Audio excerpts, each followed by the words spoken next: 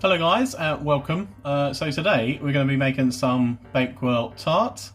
Not the traditional one with icing on top like you might see with Mr. Kipling. We're going to finish this with some sliced almonds on top and some delicious cinnamon sugar. But first of all we need to make the pastry to line the tart case. So we've got a 23cm tart case. It's a standard size tart case really for home. And we'll give you about 8 portions at home, nice size portions. But yeah, like I say, we need to make the pastry. The key with pastry is to work quick and to work cold. If you're lucky enough to have like marble or granite worktops at home, perfect. I don't have such luck. But yeah, so to make the pastry is 250 grams of plain flour. That pops into your mixing bowl. There is there's 65 grams of icing sugar. Pop that in. And there's 125 grams of softened butter. Pop that in. And then we're going to put that in the mixer. We're going to use a K blade or a paddle. This has got an A on it. The ones that work have a K on it. Who knows? I'm going to mix it up until it resembles like really fine breadcrumbs, and then we're going to put in egg. With my sweet pastry, I always use cold eggs from the fridge. Like I said earlier, working with pastry you need to work cold, keeps the pastry nice, and the cold egg just helps bring it together. I don't put any water or anything in my sweet pastry, it's just the egg that binds it. So I'm going to pop this on the machine and I'll show you the breadcrumbs before we add the egg. So here we go. Okay, so I've mixed the flour and the butter and the icing sugar together. Can you have a look? It's what we call in the kitchen fine breadcrumbs, but in reality it sort of looks like really light coloured sand. This is perfect. So I'm going to pop an egg in, put it back on the mixer. We want the mix to just bind together.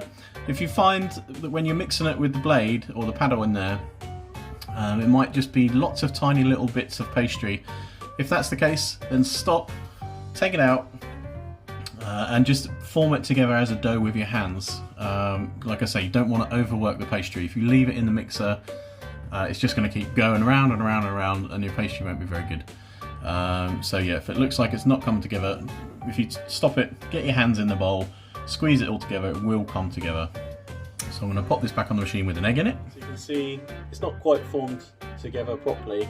If you get in there with your hands, just bring it all together. It will. Just a couple of squeezes, wipe the bowl clean, and you have your lump of dough. When you've got your dough, you want to wrap it in plastic. You can either wrap it in cling film, or you can put it in a food bag, and then we're just going to pop it in the fridge for half an hour or so, like I say, to keep it cold. And then we're going to come back, we'll roll it out, we'll line the case, and we'll get that in the oven to blind bake. Okay guys, so it's been about half an hour. I've taken the pastry out, I've taken it out of its plastic. We need to get that rolled out. Now, back to my tin first of all. My tin is non-stick, which is great. It means I don't need to line it with any oil or flour or anything. If your tin isn't non-stick, the best thing to do is to use a bit of oil. Oil that doesn't really have much flavour. Sunflower oil, vegetable oil, rapeseed is fine. And just dip your pastry brush in it and just go all the way, nice and light. You don't want to leave loads of oil in there. And then just leave it. The reason we use oil, a lot of people use butter. They'll butter it and then they'll flour it, which is absolutely fine, there's no problem, it's common practice. But the thing with butter is it sets hard again. So if you put the tart back in the fridge, when the butter sets hard, then your tart still might be stuck to the bottom, whereas oil doesn't really set that hard in the fridge. If it's room temperature, obviously it doesn't set at all. So oil is much easier, and you don't need to flour it either. But if you've got a non-stick pan like me, nice and easy, we'll pop that on the side and we'll start rolling out. So key to rolling out, nice floured surface. If you've got a dredger or like a sieve, perfect. I don't have such luxuries at home, so I'm just going to flick the flour. It does go everywhere. I don't use flour like this much at home. That's it. A little bit on top of the pastry, a little bit on the bottom. That's it. And the rolling pin as well. Also flour that. And then start rolling. The pastry is going to be quite firm because it's hardened up in the fridge. But you want to roll it until it's about the thickness of a pound coin, just a little bit thicker. Keep twisting the pastry. When you're rolling with a rolling pin, always just roll forward like that. Never go at an angle because your pastry will just be all sorts of shapes. So hopefully this way, going forward, turn the pastry, roll forward, turn the pastry, roll forward, and then hopefully you'll end up with a round bit of pastry in practice. But that might not happen. If it starts sticking, you'll feel it might be a little bit sticky. Just a little bit more flour, gently over the top, roll and turn. And try and keep it even all the way around, so it's the same thickness all the way around. So you're going to get messy. If you've got an apron, chuck an apron on.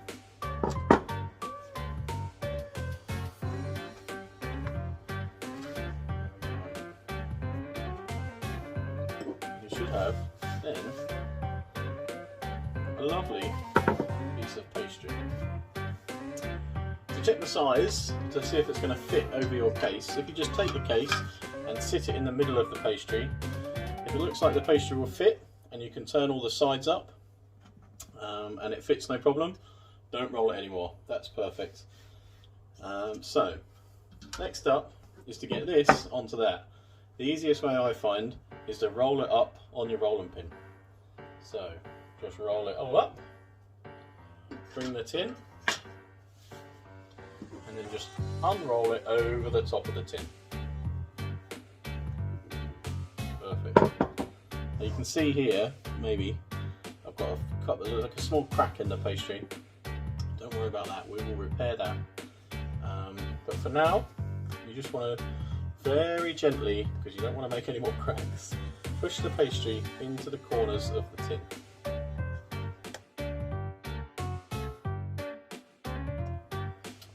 Once the pastry has been pushed right into the corner, then take an off-cut piece, a piece that you can spare that you know you're not going to need, bunch it up into a ball, and just dip it in some flour here, and then just press into the corners very gently again, just twisting around, and it just makes sure that the pastry gets right into the corner of each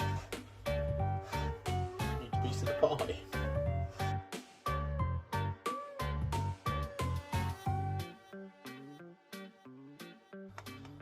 And actually now I honestly can't see where the crack was in my pastry, so that's okay.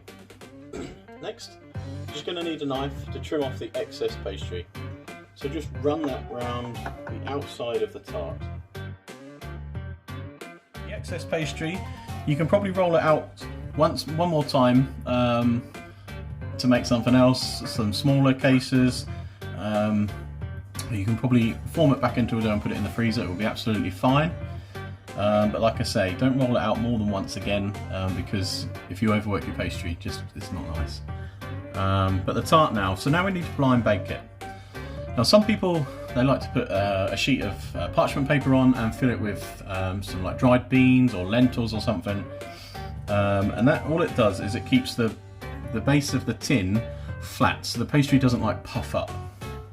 I personally like to use a fork and to prick holes all over the base. This way I think that the hot air in the oven can get all around the pastry, and I think personally, I believe you have a much drier pastry. So the oven's on about 140, 150 degrees. You can see my tart now, there's lots of fork pricks in it. I'm going to pop that in. It's going to take about 20 minutes or so. The reason it's quite low, we're going to blind bake it. We're going to blind bake it long and slow, because the Bakewell filling is going to take a while to cook. We don't want the edges to go too brown, because then it will taste bitter. But yes, so this I'm going to pop in the oven for 20 minutes, get cleared up here, and then we can weigh out the rest of the ingredients ready to go. Okay guys, so the pastry cake's been there for about 20 minutes. I've just taken it out, as you can see. You can probably see still has lots of little fork holes in it. What we need to do is fill those up before we put anything else in it. If you're making a chocolate tart or a lemon tart, you do exactly the same process as this. So we've got some egg wash, just one egg beaten up, and we're just going to brush that over and fill in all the holes.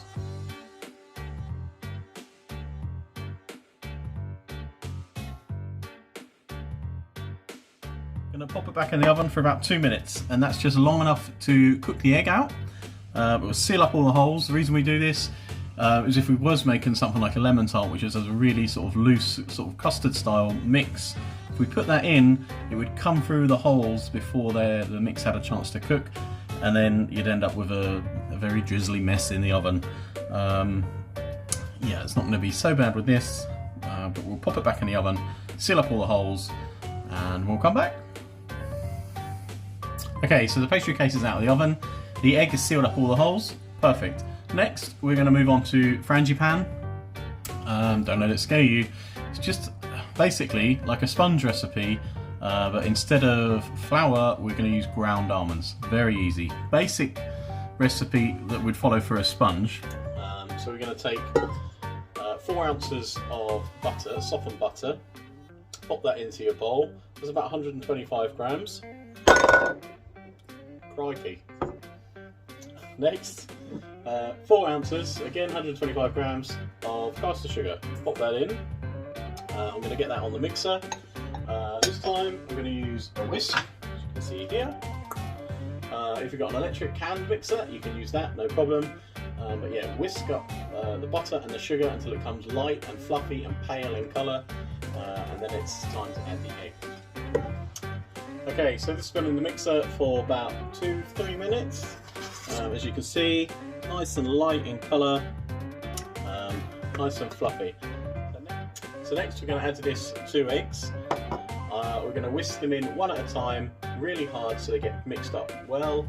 Mix them both in, and then we'll come back and add the nuts. Okay, so both the eggs have been added. You can see it's still very light and fluffy.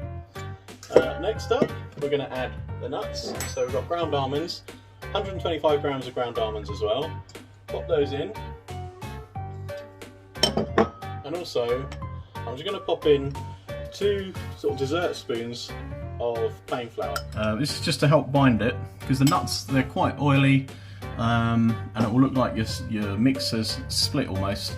And if you put some flour in, it's just going to help stop that, bring it all together. So put that back on, mix it all in, whisk it so it's really light and fluffy. The key here is to get air into it, and once you bake the tart, it will cook out and it will be a nice light sort of almondy sponge. Okay, so it's all mixed in. I've got my light frangipan mix here, so we're just going to leave that on the side, use the spatula, pull all the edges down.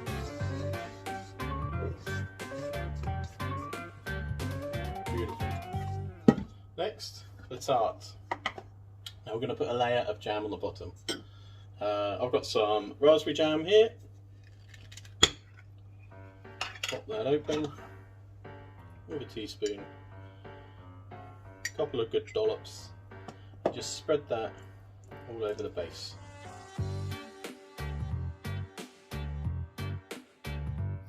You don't want too much jam. If you put too much jam in, then as it cooks, the jam's just going to sort of boil up out of the sides of the tart, just look messy and sticky and probably burn. So not too much jam. And next, we're going to put the frangipan on top. So just use your spatula, just a couple of dollops.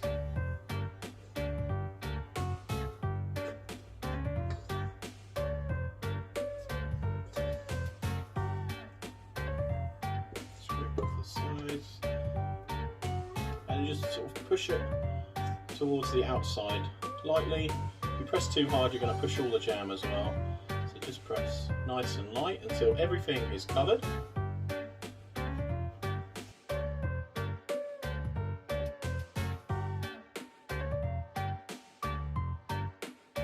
So once your tart is evenly covered, then you're going to take some nice plump fresh raspberries and just pop them in the middle of the frangipan.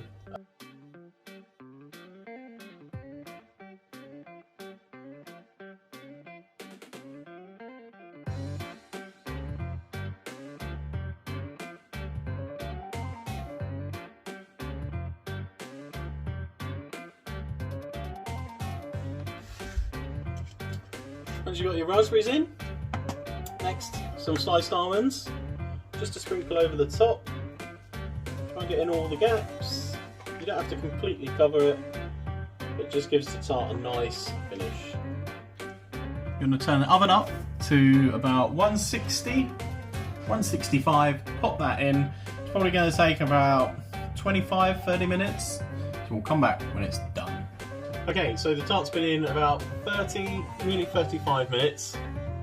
As you can see, it's nice and golden brown on top. You test to see if it's cooked exactly the same way as your cake, as you do a cake.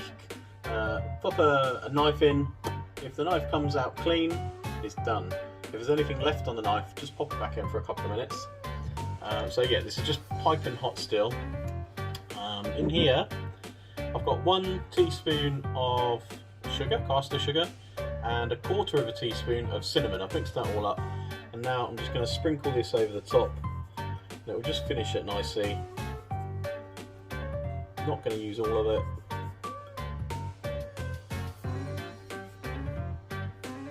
There we go. Gives it a nice sparkle. Looking good. Smells good. Here we have raspberry Bakewell. You can serve it hot like that with some custard, or you can eat it cold, whichever you like. But enjoy and come back for more videos very soon.